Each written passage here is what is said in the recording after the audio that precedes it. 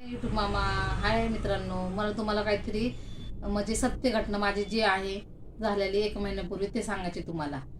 तर एकदा काय झालं होतं बहीण भावांनो, म्हणजे मला 3 वर्ष झालं बाळ जसे झालेत ना, स्वराज विराज स्वरा ते तेव्हापासून माझं हे अर्ध डोकं आहे ना बहीण भावांनो खूप दुखतं आणि एक साईड सुस्ती माझी पूर्ण पूर्ण अर्धा भाग सुचतो आणि उलटी वगैरे होतं. ते मला 3 वर्षापासून तसं झालेलं आहे.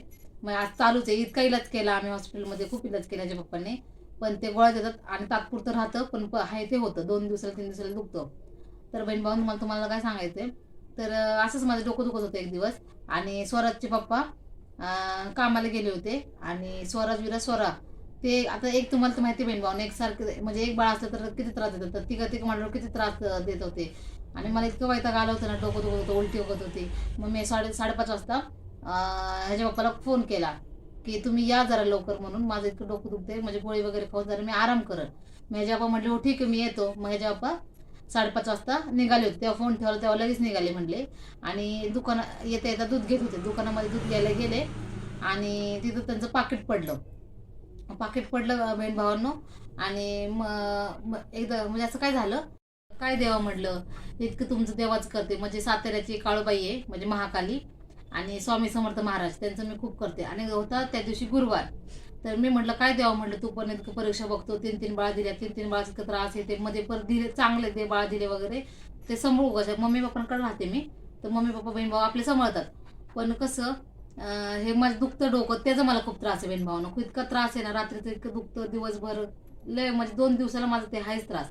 तर मी म्हटलं काय द्यावं म्हटलं, तू पण परीक्षा बघतोय, इतकं त्रास होतोय मला, हे ते असं बोलले देवाला, मी चिडचिड केली. आणि बहीण भावांनो मग म्हटलं तू एक देव आहेस तर माझ्या जन्मामध्ये येऊन सांग काहीतरी, मग असं काहीतरी बोल की देव आहे म्हणून, म्हणजे मला कळन की चल माझं तू ऐकतोय म्हणून, कोणती गोष्ट सुखात दुखातली ऐकतोय म्हणून कळन तरी ना. मग बहीण भाऊ ना असं झालं, जे बाप्पा आले घरी, मग गोळी वगैरे खाल्ली मला म्हटलं आता, म्हणजे मी आराम केला 1 तास. आणि 8 वाजता फोन आला एका माणसांचा. तर म्हणले श्रीकांत दाभाडे आहेत का, तर श्रीकांत याचे स्वराच्या बाप्पाचे त्यात डॉक्युमेंट्स होते ना. तर मग त्याच्यामधनं त्यांनी फोन केला. तर ते म्हटले की श्रीकांत दाभाडे असं असं बोलले, हो म्हणले, आणि म्हणले तुमचे तर पाकिट पडले. त्याच्या पप्पांनी डायरेक्ट मला म्हणले की मी बाहेर चाललो, मी लगेच चाललो 5-10 मिनिटांमध्ये. म्हणलं का कुठं चालत नाही सांगितलंच त्यांनी मला काय ना, फास्ट गेले का तर बहीण भावांनो शेजारी भिशी लावलेली आहे, तर दुसऱ्यांचे पैसे 7,000 रुपये यांनी आणले होते. म्हणजे त्यांनी स्वराच्या पप्पांजवळ दिले होते त्यांच्या मित्रांनी, की त्यांना भिशीवालीला द्यायला पैसे. तर दुसऱ्यांचे 7,000 रुपये होते. त्याच्या बाप्पा खूप घाबरले की पैसे आता गेले का काय. आणि बघितलं तर ते म्हटले आम्ही हे पाकिट 5:30 वाजल्यापासून इथं पडलेले आहे, पण त्याला आम्ही हात नाही लावला. पण शेवटी 8 वाजले तरी पण कोणीच आलं नाही, म्हणलं नाही आमचं पाकिट हरवलं पडलं का, काहीच नाही बोललं. मग शेवटी आम्ही फक्त त्यातले नंबर घेतला आणि तुम्हाला कॉल केला. तर त्याच्यावर म्हणले खरं तुमचे खूप धन्यवाद, नाही का, आभारी आहे, कारण की असं कोण म्हणजे पाकिट वगैरे पैसे सापडले तर कोणी देत नाही, कोण मदत करत नसतं. म्हणजे की असं बहीण भाऊ तुम्हाला तर माहिती, पैसे पडल्यावर आपण कोणाला म्हणजे लगेच हे करतो का, मदत करतो का, देतो का वगैरे. तर त्यांनी म्हणले की आम्ही पैशाला हात पण लावला ना, काही नाही. आणि पाकिट घ्यायच्या आधी ते समोरच्या माणसाने विचारले आहेत किती पैसे आहेत, तर ते म्हणले 7,000 रुपये. तर त्या माणसानं खरं वाटलं की बाबा आहे. मुलाच्या बाप्पांनी घेतले पैसे आणि खरंच म्हणले खूप खूप नाही का धन्यवाद. तर आता कसं बहीण भावनं त्यांनी इतकी आपली मदत केलेली आहे त्या समोरच्या माणसाने, आणि आपल्याला पण नाही का म्हणजे पैसे दिले त्यांनी आपले आपले सगळे सापडलेले.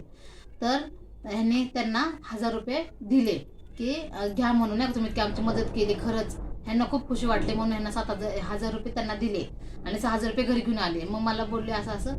मी म्हटलं काय झालं, तर मला म्हणले की माझं पाकिट हरवलं होतं, तर ते 5:30 वाजता पडलं दूध घेताना, तर त्यांनी मला फोन करून बोललं म्हणून मी घाईघाईत गेलो होतो. तर मी तेव्हाच मला कळालं खरंच स्वामी समर्थ महाराज आणि कालिंक माता महाकाली म्हणजे काळूबाई खरंच मित्रांनो आहे पाठीशी आमच्या. का तर बघा ना कसं असतं, माझं डोकं दुखतं वगैरे ते होतं, पण मला होतो त्रास, पण कधी कधी असं जाणवत नाही, खूप उलट्या वगैरे त्रास होतो. पण माझ्या देवाच्या आशीर्वादाने ते बाळामध्ये दिवस जातो.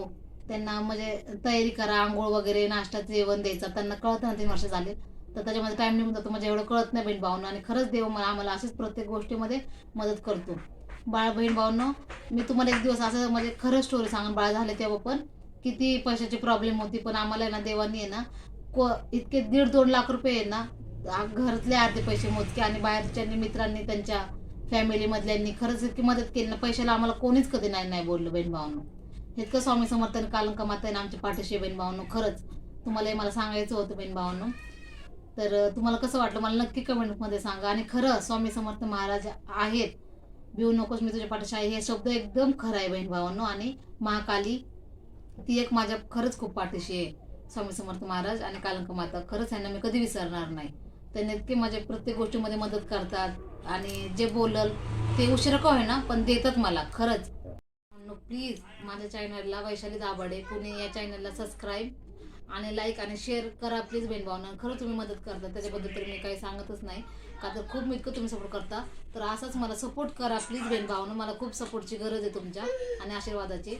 तर बहीण भावांनो खरंच मला असं सपोर्ट